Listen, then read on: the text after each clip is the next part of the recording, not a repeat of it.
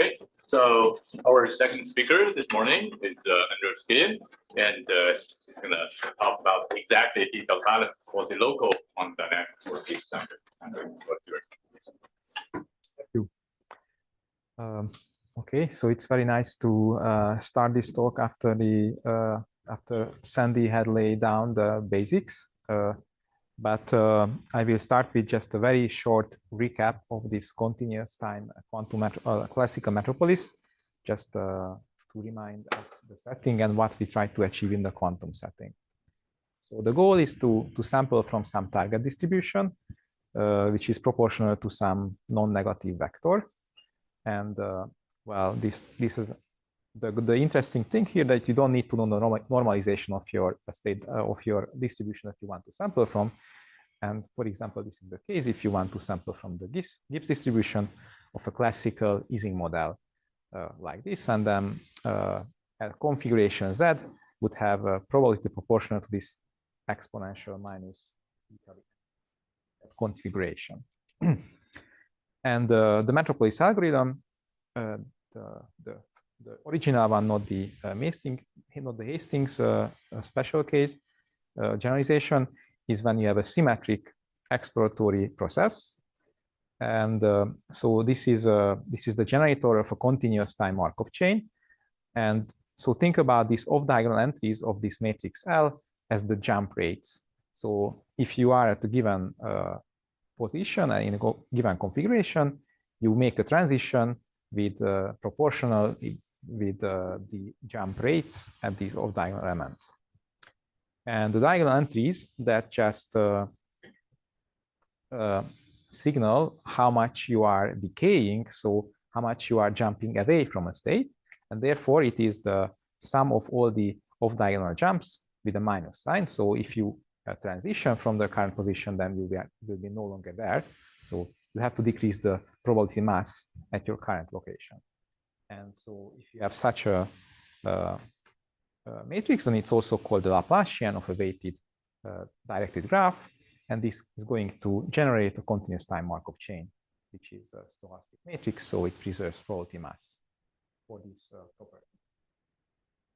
And so this is just a general continuous time Markov chain, and the metropolis dynamics modifies the jump rates such that if you are transitioning to a more likely position, then you are happy and you happily accept that transition.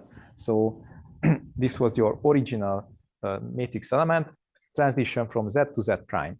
And in the modified generator, which is modified according to the target tau, it will be the same. The transition is always accepted if the likelihood goes up, so you move to a more likely position. And what happens if you move to a less likely position? Then you reduce this, so sort of you reject with some probability this move, and only accept with the probability which is proportional to the ratio of these two probabilities, the probability of the place where you were before and the probability of the place where you would jump. So in other terms, you would reject such a jump with probability 1 minus this t tau z prime over tau z. And now this just modifies the infinitesimal jump rates, and this way you get a new Laplacian matrix. And of course, you modify the off-diagonal or the diagonal entries such that it's still the minus sum of all the off-diagonals, so that it's a Laplacian matrix again. And so this would be the metropolis rule, actually, if you modify the change the jumps this way. And there is another rule, which is the Glauber dynamics in physics, where it doesn't consider the case like separately where you have probability going up or down. It just adds a factor. And if you move to Z prime is the new configuration. If Z prime has much higher probability than the previous one, then this is essentially 0, and you essentially always accept such a move. On the other hand, if you are transitioning to a much less likely position, then this will be some large number denominator, and you are very unlikely to accept such a move. But this is kind of a smooth version of Metropolis, where with a single smooth function, you can describe how you change the jump rates. But, and both of these work very similarly, just it's a flavor of the same thing, actually.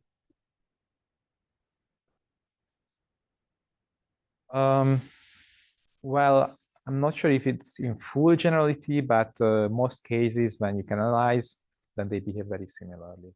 Maybe there are some pathological cases when they don't, but typically they are very similar.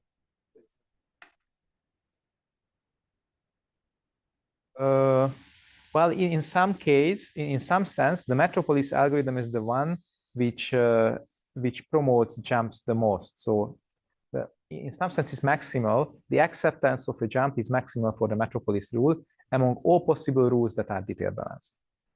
But that might not be always the best to move to a place which is not so great. So, I mean, this doesn't necessarily mean that it mixes faster, but typically it mixes slightly faster. Okay, so what are the nice properties of this modified Laplace? So it's not Lindbladian Laplacian, but it will be Lindbladian in the quantum case. So this Laplacian is detailed balanced with respect to tau. And what does it mean? That if you happen to be in this distribution which is proportional to tau, then the exchange of probability mass between any two states is equal in both directions. So what is the probability mass that flows from Z to Z prime, where first of all you are at Z at configuration Z with proportional to tau Z, and then you move you make a jump with the jump rate. And on the other hand, how much you receive from Z prime to Z, it's the other way around. How likely is that you are at Z prime configuration and move from Z prime to Z? And then, so detailed balance means that really between any two pairs of configurations, the exchange of probability mass is the same. And therefore, in particular, there is no change in the overall probability mass and in continuous time, and therefore it's a stationary distribution. So detailed balance, by ensuring that exchange between any pair is equal in both directions, it trivially implies that this distribution is stationary with respect to the dynamics. So that's why detailed balance is important, because it's a nice theoretical tool to ensure that this distribution is going to be fixed in time. And in particular, if your Laplacian belongs to a matrix which is strongly connected, so you can reach every vertex from every other in the directed graph, then it has a unique stationary distribution. And after you apply this Metropolis for Glauber rule, it still remains strongly connected graph. Therefore, it has a unique stationary distribution, which is the target distribution. So there can be no other. It doesn't tell you any quantitative things about the mixing time, but at least it has a unique distribution. Okay, and so with these quantum algorithms for Gibbs sampling, we would like to basically save all these nice properties by extending them to this more complicated setting of quantum states. Yeah, and then one bonus here is that this Glauber dynamics really has, once again, statistical physical motivation, and it often converges rapidly in physically motivated examples. And we want to also keep this physics motivation for the Lindblad constructions. And then quickly, I would like to once again go through the major step of the original quantum Metropolis algorithm and tell some of the ideas and some of the issues with the approach there. So you want to now sample from a Gibbs distribution corresponding to a quantum Hamiltonian. So for example, you could take the transverse field Ising model, or Ising model, sorry. And then you want to now have a quantum state which is proportional to this e to the minus beta h. density operator. And similarly to the classical case, the Metropolis algorithm worked well when you had a symmetric jump operator, and more work is required for non-symmetric. Somehow we only found so far nice, there are some works that work for non-self-adjoint variants, but they are kind of artificial and not well behaved. All the nice constructions that we have relate to the original Metropolis algorithm, and they assume that you have some self-adjoint exploratory quantum process. Could be a quantum channel or a ring variant. And an example would be that if you pick a random spin and flip it, and you apply, for example, Pauli X or Pauli Z on that channel, that will be nicely exploring the state of this system. And the quantum Metropolis algorithm tries to port the classical Metropolis to this setting. And basically they say that, okay, let's just try to mimic the classical case, do some transition, then check the energy. If the energy goes down, we are at the more likely place to accept it. Energy goes up, then reject with some probability as before. And if you describe this process this way, then essentially this is just a random walk on the eigenstates of the Hamiltonian. So if you look at this way, basically what happens is that you diagonalize your Hamiltonian and you move to the eigenbasis of the Hamiltonian, and now it becomes a classical random walk because everything now has become diagonal. Okay, but what's the problem with this approach? Well, the problem is with this approach mainly is, well, okay, so from the classical, everything from the classical case would be imported if we could efficiently do this transition to this eigenbasis. The stationary distribution would be the Gibbs state, and we would hope that it converges rapidly. But there is some obstacles to actually executing this algorithm. And one problem is, that is already mentioned before, is that you would need to compute the energy in principle to exact precision, because then that's when you could execute these jumps perfectly. But phase estimation has finite precision. And also, if you describe this in this discrete time setting, then you would need to revert a step if rejected. And then how do you go back to the state where you were before? Maybe you would do some cloning, but of course that's impossible. And then there is this Marriott-Petrus approach that people tried. Okay, so these are the challenges. And now I outline some history of how people try to address these challenges. So the original Metropolis paper and a quick follow-up after that by Jung and Ashpuru-Guzik, they required either some of these so-called shift invariant phase estimation or some exact perfect phase estimation. And so these are unphysical assumptions, unfortunately. And then there was some improvement by Wojcian and Temi in 21. And they were the ones who first started looking at some continuous time quantum dynamics, Metropolis, and related to the Davis generator in their paper. But in order to have their analysis work through, they had to assume some periodic gaps in the spectrum of the Hamiltonian, and that's unfortunately once again unphysical assumption. But the continuous time already appeared in their approach, which turned out to be very fruitful, as we will see. And one could remove this rounding promise and periodic gaps to some extent by applying some algorithmic techniques, randomly shifting, phase estimation mesh, and removing some ambiguity. But it's a very complicated process, hard to analyze, and has large overheads. And then there are these approaches that kind of approximate the continuous time dynamics or directly implement it with some weak measurement-based or more advanced invariant simulation-based algorithms. And so this is not the main approach in our paper by Anthony, Michael, and Fernando, but Jaching and Sandy worked this out in more detail in a slightly variant that she mentioned in the previous talk. And the good thing is that this is the first one which has no extra conditions and rather efficiently implementable.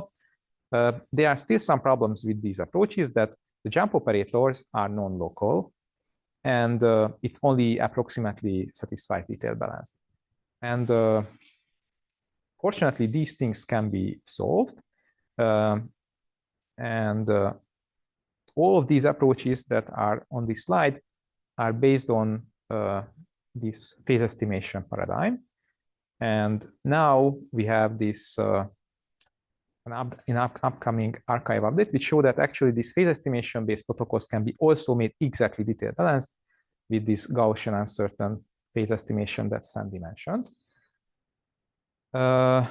And so, but one issue still remains with this, that essentially what happens here is that you are estimating the energy before your jump and after your jump. And this is sort of, you learn too much information about your quantum states.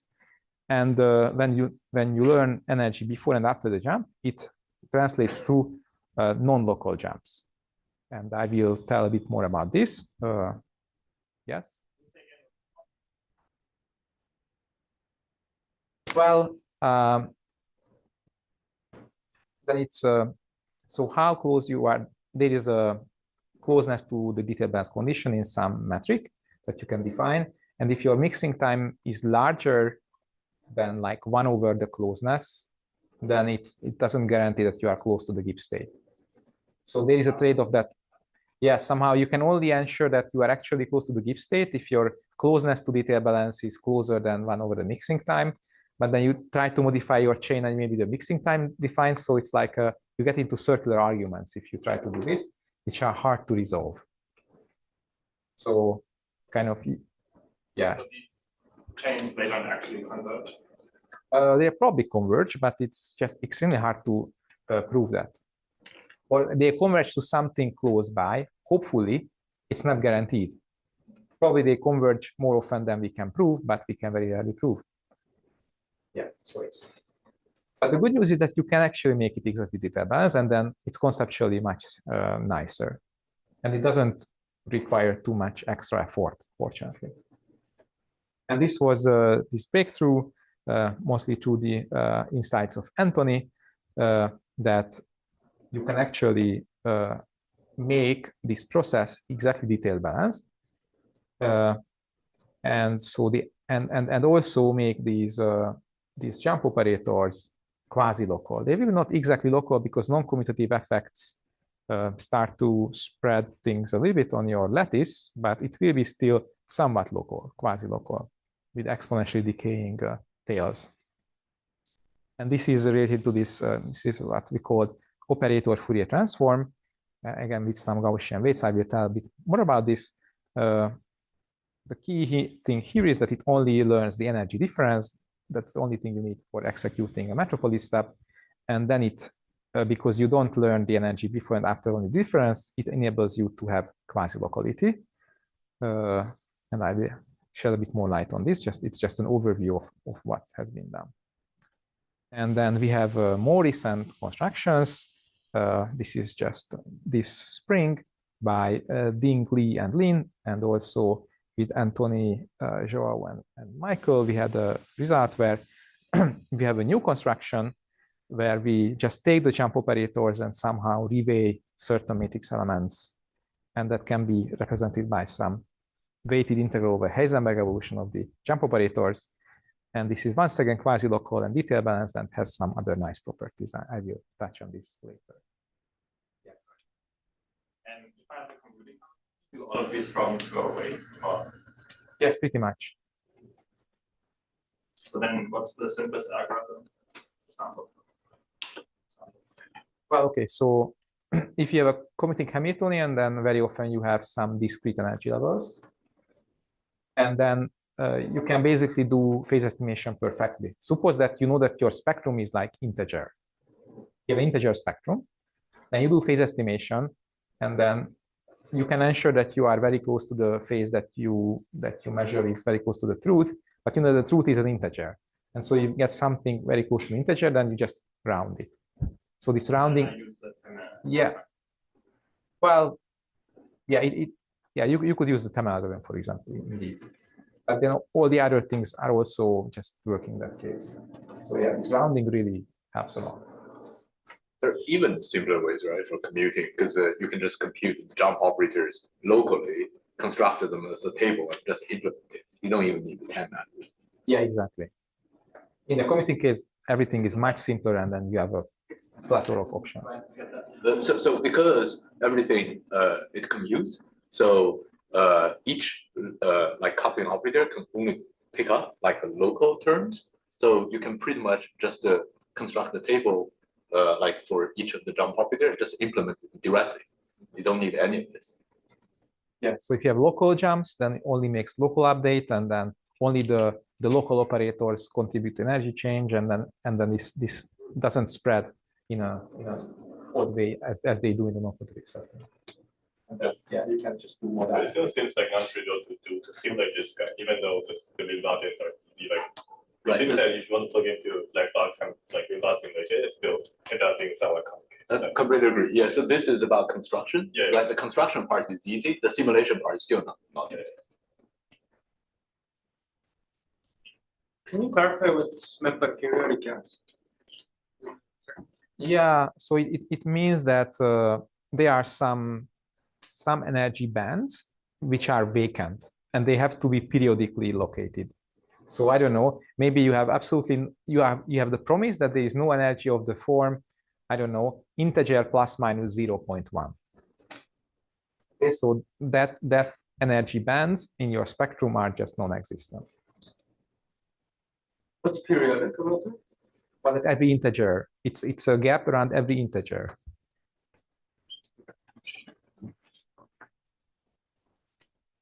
Yeah. So just a clarification, when you say continuous time, you mean always continuous time in the sense of sampling method? Yes. So it's a Lindbladian. Discrete measurement involved. Well, okay, so high view, the weak measurement is a approximation of the Lindbladian dynamics.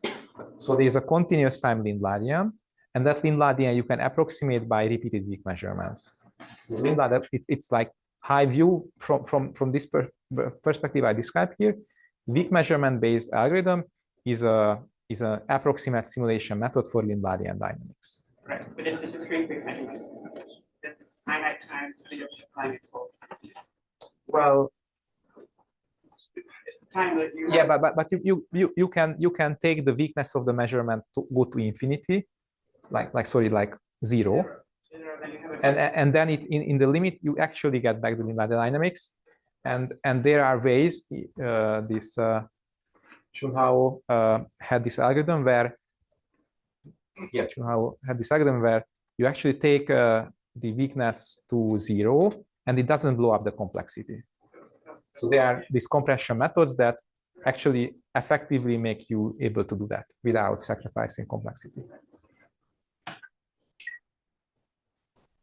Okay, so these are like the approaches. And then in this talk, I focus on this latter two, how you get exact detail balance, because that's conceptually nice and simple. Okay, so why do we like this detailed balance? And so those people who are more familiar with the topic, it's a particular KMS detailed balance, because quantum detailed balance has like various forms that you can imagine in the quantum setting, and we work with this so-called KMS detailed balance. And okay, so back to the classical case, the classical detailed balance means that the probability mass exchange in both directions equals for the distribution pi that was proportional to tau. And so it's too much jump here. Anyway, so and this intuitive thing that I said, that probability mass exchange equal in both directions, that can be rewritten in a matrix form as if P prime was your Markov chain, for example, of these transitions, then it just means that if you are multiplying with the diagonal square root pi and diagonal square root pi inverse from two sides of P prime, then this matrix is symmetric. And this matrix equation, and that this matrix is symmetric, is equivalent to saying that probability mass exchange in both directions equals, and it's equivalent, and this is what we call classical detailed balance.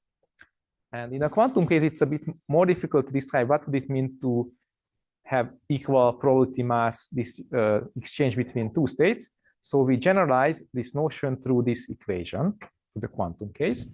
And we say that if we have a completely positive map that describes the transitions, and this completely positive map is detailed balance with respect to some full rank density matrix rho. Full rank means that it covers the whole space. So we say that this transition map is detailed balance if when we conjugate with rho this CP map, then it becomes self-adjoint. So in the classical case, we had square root of pi, and that would be square root of rho, but we need to, and here we distribute this square root of rho to both ends equally. So this dot just means that it's a super operator, it's a CP map that has the input as this dot should be the place of the input. Whatever you get, you conjugate by, so you multiply with 1/4 power of rho, you apply this CP map, and then you multiply from both sides to -1/4. And the KMS just is the choice that you symmetrically distribute this square root on two ends. And so this is the definition of quantum detailed balance in the KMS sense. And okay, so why is it good? And this is just a very quick computation that actually detailed balance implies that your Lindbladian will have the Gibbs state, or sorry, the quantum state rho as a fixed point. So your Lindbladian is L, and you plug in rho. Now you just decompose rho as rho to the 1/4 and square root rho there, and just, well, write this rho 1/4, rho -1/4 there. That is just identity, so it's just identity. This is just a distribution of powers of rho, identity, so I didn't do anything there. But now this is in a form where I can apply the detailed balance property. So I know that this is a self-adjoint map. I can just replace it by its adjoint as this here. And I just put here I use this self-adjoint property to detailed balance. And now these powers of rho cancel each other. And I get something like L dagger applied to identity and rho from two sides. And because L is a Lindbladian, it's trace preserving, that just means that this is 0. So L rho is 0, and the Lindbladian tells you the derivative of your quantum state in time. So your quantum state doesn't change in time, i.e., that is to say it's a fixed point of your continuous time dynamics. So if you have a Lindbladian, which is detailed balance, then it fixes the target distribution. Yes.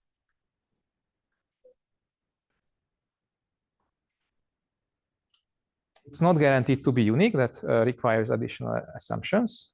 I will tell a bit more about that.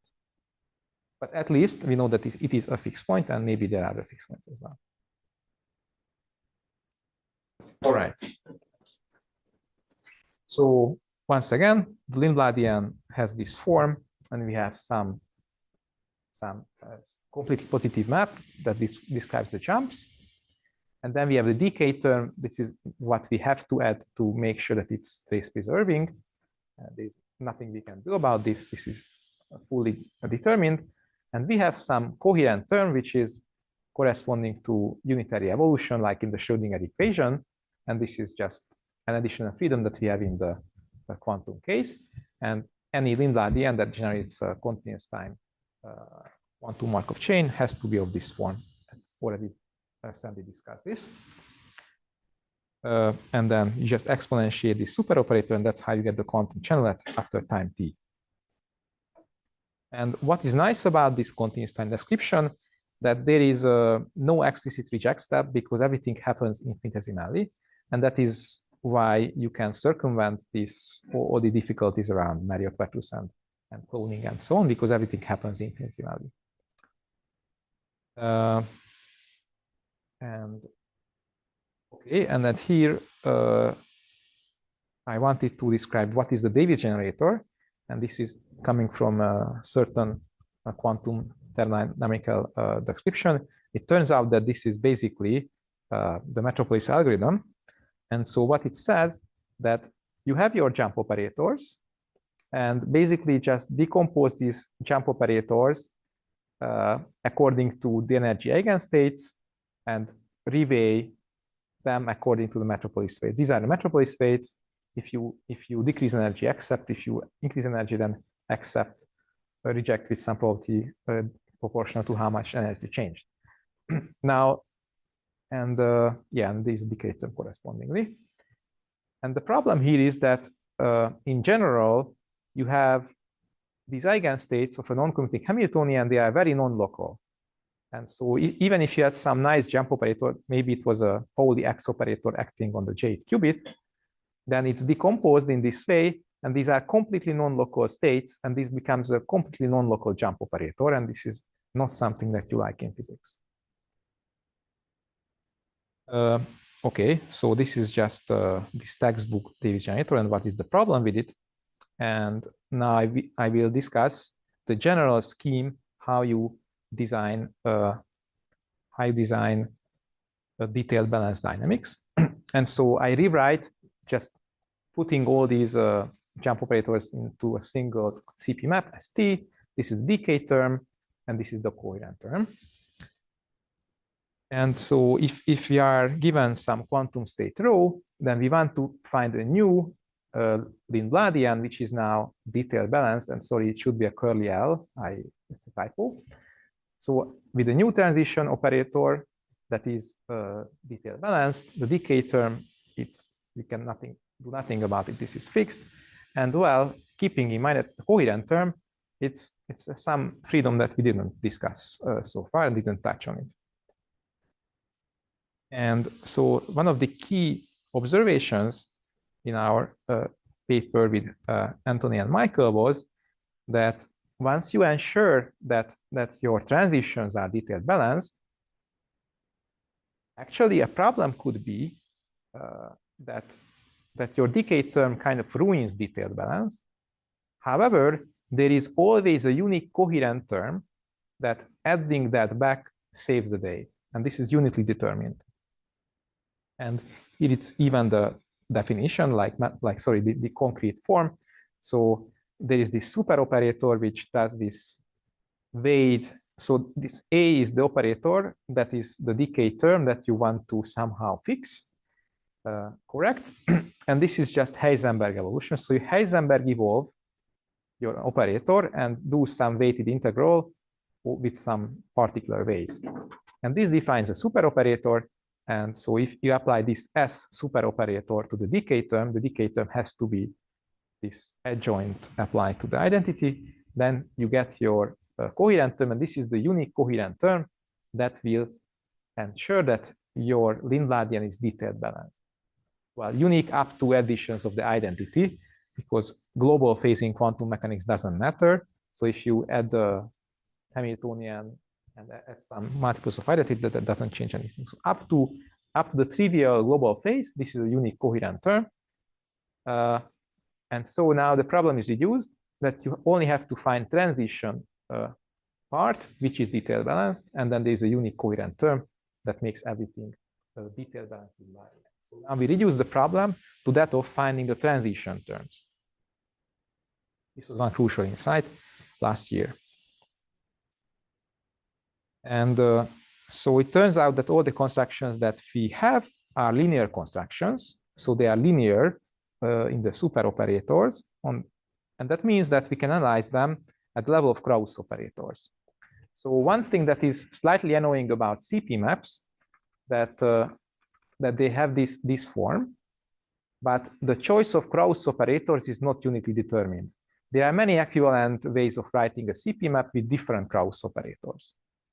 But if we have a linear construction to transforming this transition CP map to detail balanced one, then we can take an arbitrary decomposition. We don't need to worry about the non-uniqueness.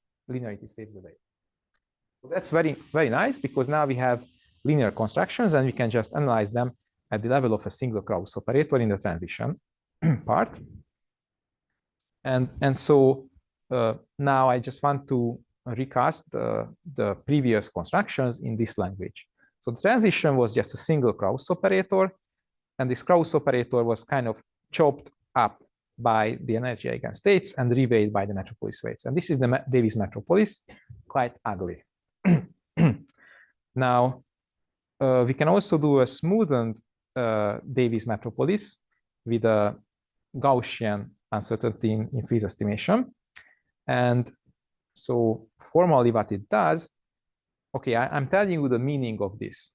So you had a jump operator K, and you basically do a decomposition of your jump operator, and this we call the operator Fourier transform. That's why it's a hat, K hat omega at parameter omega. So what it does, that you have once again Heisenberg evolution of your jump operator. You have a Gaussian weight here, and then it's a Fourier transform with frequency omega, so there e to the minus I omega t here. So for every omega a real frequency, you get this integral, and that describes the corresponding operator Fourier transform operator with frequency omega. And what it actually does, it basically, k hat omega is an approximation of the energy change that k induces. So k has different parts, and different parts induce different energy change. And it basically says that, okay, make a jump and approximate how much your energy changed, and collect all the estimates together. And this is k hat omega. This is the part of the jump where you would estimate that your energy change was omega if you would apply some Gaussian uncertainty in your estimation process. And this really does a decomposition of your Krauss operator. So if I wouldn't add, this is the metropolis weighing. If I forget about this for a second, if I forget about this, then this is really just a decomposition of this CP map to a CP map which also applies estimation process. So as opposed to just apply the jump, and also give a Gaussian estimate of how much the energy changed. And that would be just this, just learning how much energy you changed. And once you learn how much energy you changed, you can just apply the metropolis rule and make it detail balanced. And here comes the catch. Well, it wasn't the exact energy that you learned, it was just an estimation of your energy. But it turns out that if you apply not the metropolis rule would be this 1 exponential minus beta omega. And that would be if you would know perfectly the energy. But because you had this uncertainty, you have to add this minus 1/2 correction term. This is sort of magical, but it just makes it exactly detail balanced. And this makes up for the uncertainty. And we have no other distribution in energy estimation that we know of and would enable such a construction. So the only uncertainty in energy estimation that we can handle is Gaussian, and then you can apply this formula. So, Andras, for the Gaussian distribution, why is unit variance for the Gaussian the appropriate choice? Like you could obviously rescale t on the Gaussian by an appropriate amount, right? Yeah. Okay. So first of all, I didn't include normalization factors here because it's kind of ugly. So it's just proportional. Normalization is, so it's L2 normalized this Gaussian. Well, of course, you can, as opposed to this minus t squared, you can add different things. It's just the most natural choice, and then the shift would be slightly different. Yeah, but this is the most natural choice. And yeah, you can do constant shifts, and nothing really changes. Well, then basically that factor of a half would change. So it's really just Yes. But you don't want, but somehow if your uncertainty becomes too large, then this factor becomes very large as well. So somehow this is related to the uncertainty. And it means that even if you don't change energy, you are staying there, you don't change energy at all, then you're still very likely to reject the move. And so if you have too much uncertainty, then basically it leads to a frozen dynamics. You have to resolve energy changes to an appropriate level. And that's why it's a natural choice. Okay, so this is just, I tried to tell you to intuition. Of course, the details of these proofs and mathematics is kind of tough, but I just want to give the intuition by how they work.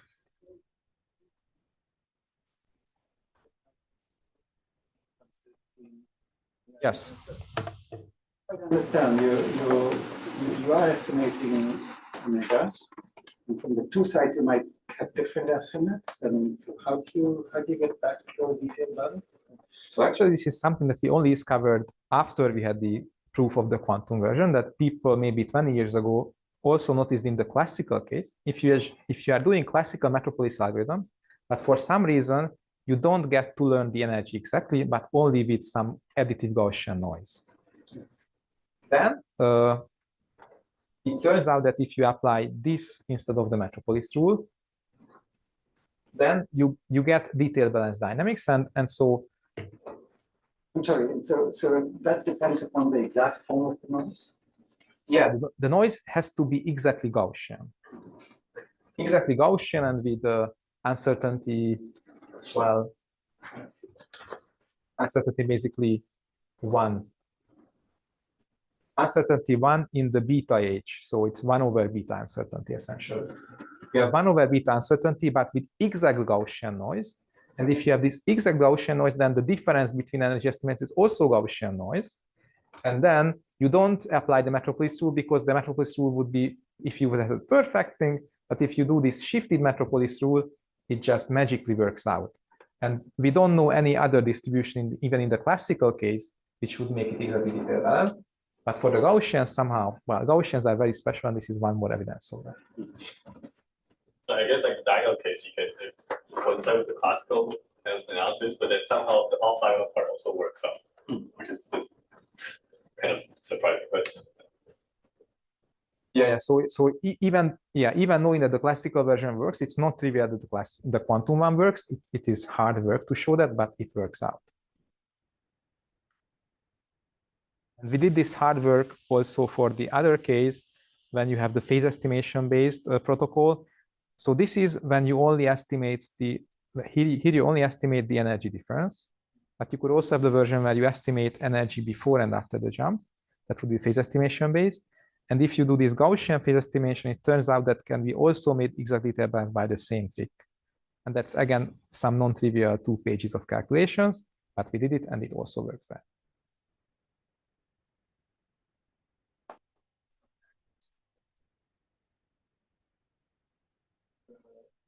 Which last line?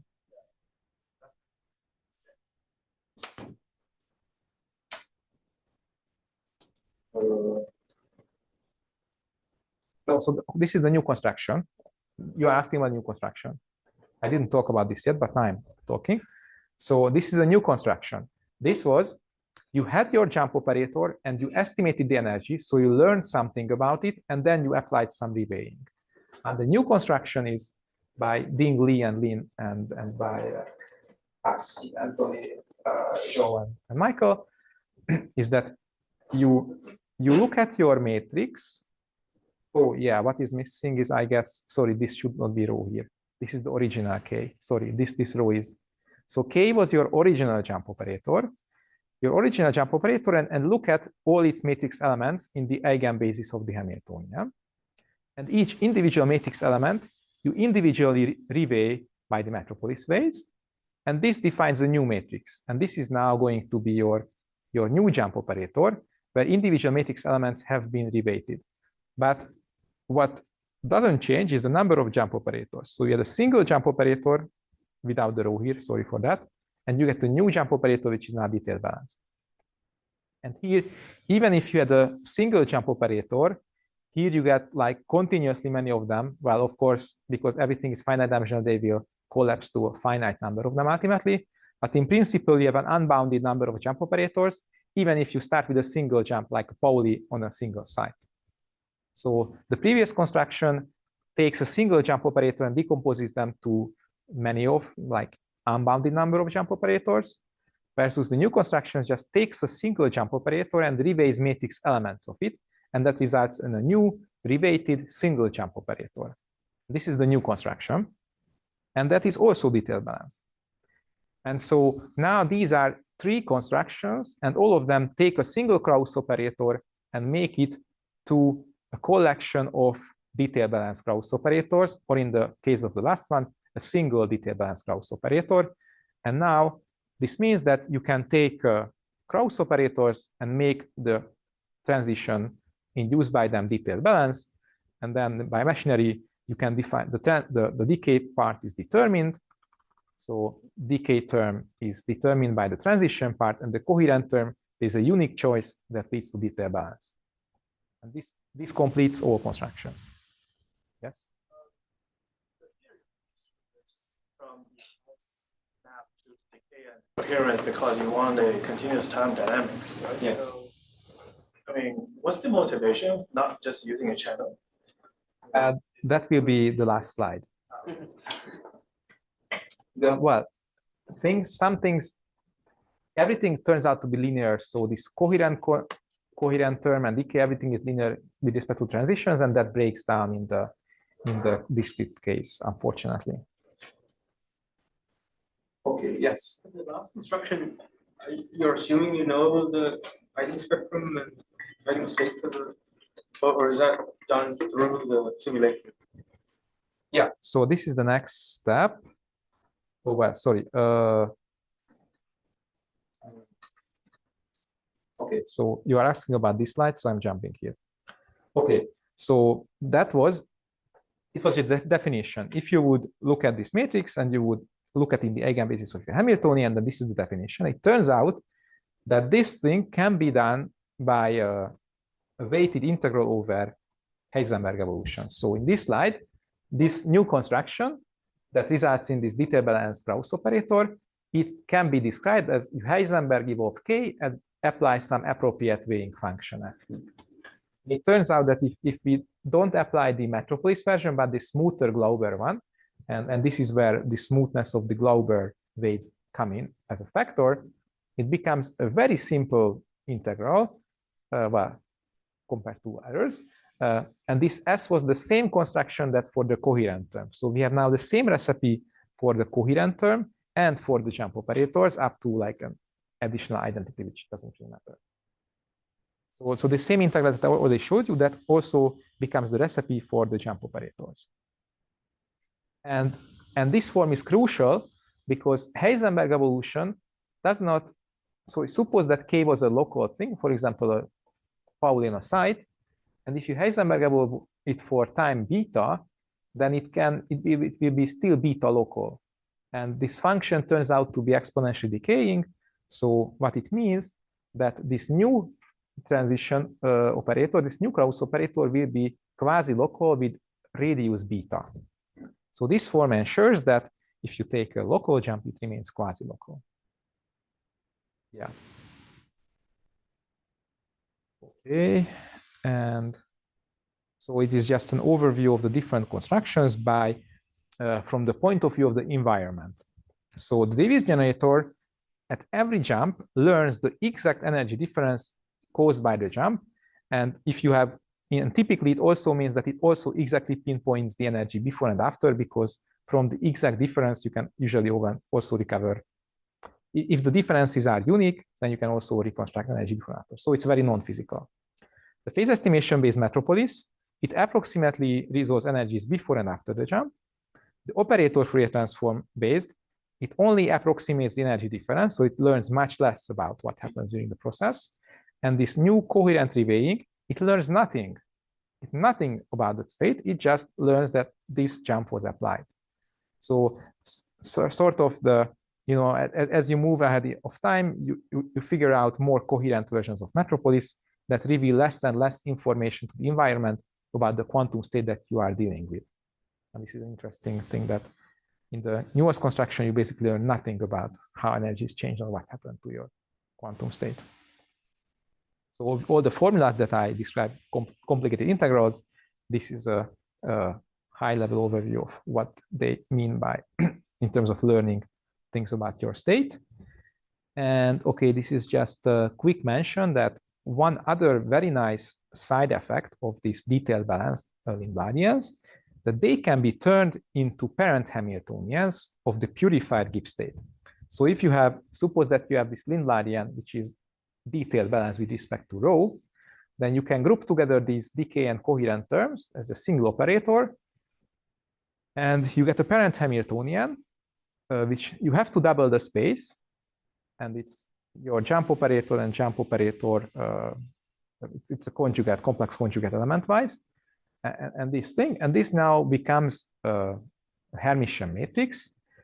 And what you have to do is you have to apply this multiplication by rho to the 1/4 from the two sides. And after doing this transition, this transformation, you get your parent Hamiltonian. And detailed balance just translates to the formulas to the fact that this has as a ground state the purified Gibbs state. And that is just you take the energy eigenstates and again double them and takes complex conjugate on the second. Always the second copy of the space has conjugates. And now it's a pure state.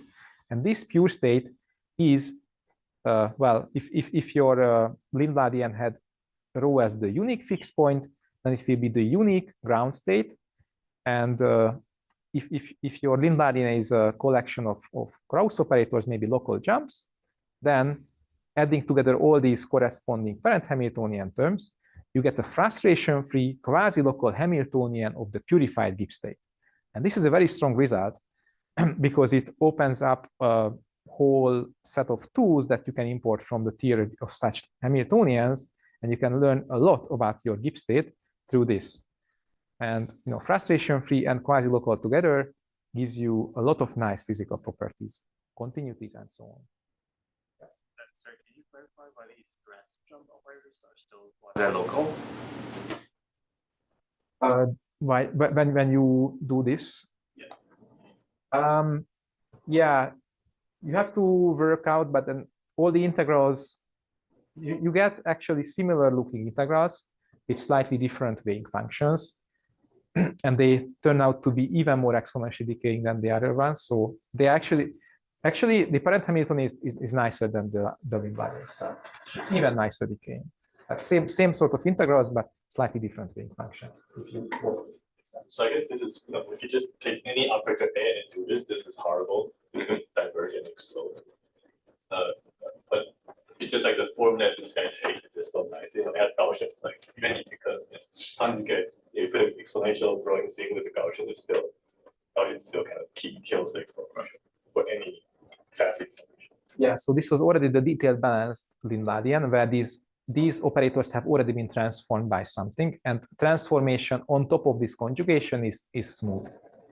If it would be an arbitrary thing, then it would look very arbitrary. Yeah. And I'm running out of time. Those properties are for snow beta. The frustration-free, it's quasi-local. So quasi-local, it means, yeah, so the radius after which the exponential decay happens is beta. So it's beta quasi-local. Yes. Okay, and well, just a final slide about discrete time construction. So Lindbladian simulation that I didn't talk much about here, but we have talk on this, is costly because you need to deal with these non-linearities that come into the picture. But now we have also a discrete construction, which is a very clean mathematical form. So remember, the key part was establishing a detail balance transition part, which is detail balance.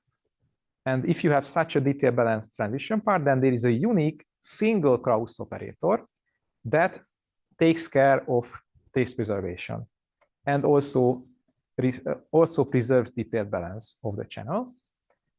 So this was a detail balance operator, but doesn't preserve the trace.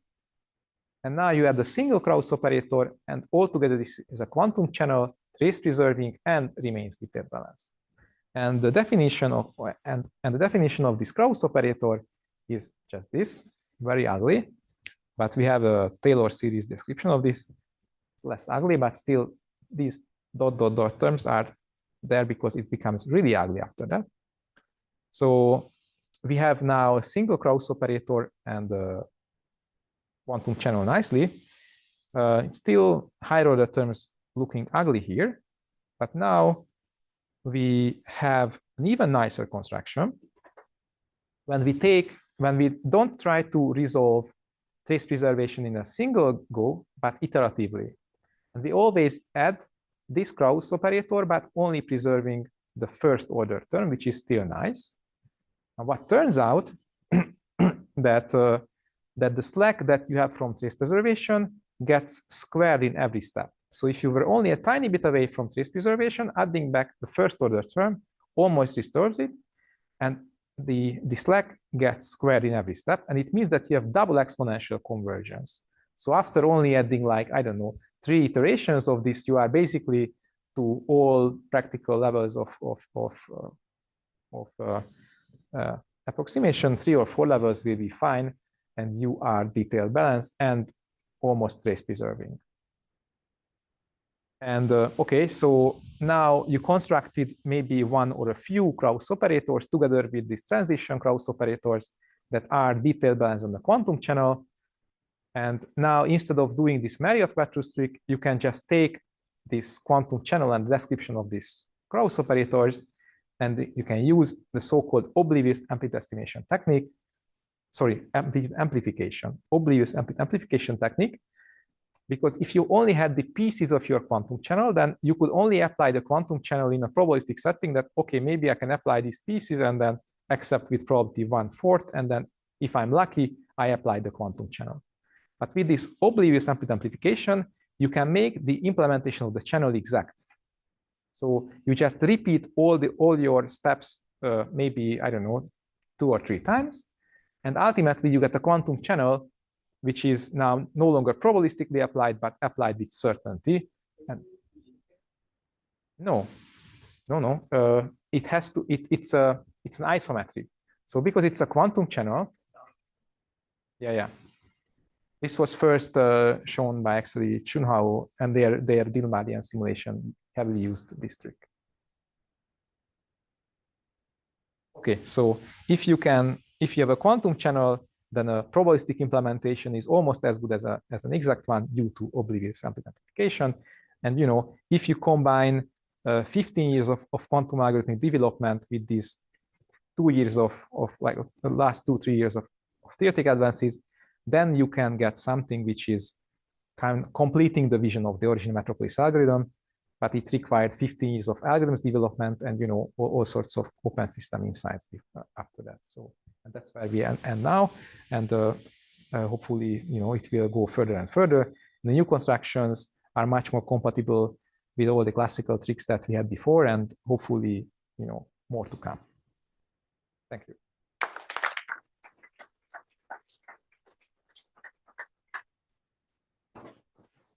Any questions? Yeah. So, can you explain why quasi-local is very important in the theory? Well, if you imagine that in the future you have very large quantum computers and you want to simulate like a condensed matter system, I don't know, like a 1,000 by 1,000 Fermi Hubbard something, far in the future, then the fact that you only need to act with jumps locally, it means that quasi-local jumps mean that you only need to act on a few of the qubits at a time when you implement your quantum channel. You don't have to touch all the qubits. Yeah. So then this is mainly from the implementation perspective, and so is it also related with the analysis of for mixing time? Like, if you have a quasi-local jump operator, it will be easier for you to study the mixing time. Is it correct? Well, physicists like local operators, and then there could be, I don't know, Anthony, if you have. I guess the CS, I think all of my interaction with CS people, it seems that the first thing is that there's a local object, and the local object has finite dimension, and it's easy to do that. And then there's another kind of local to global thing. And these two combined together can control convergence of very large system. But then if you already start with the global object, then it's not clear what you start. Okay. Yeah, thank you. Maybe I'll just start from the physics perspective. We know systems thermalize in nature through local interaction. You don't need a non-local interaction in order to generate a thermal system. So it's kind of intuitively nice.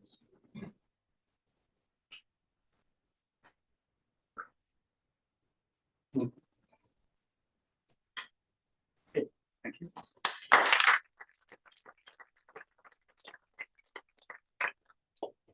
Wait for lunch now.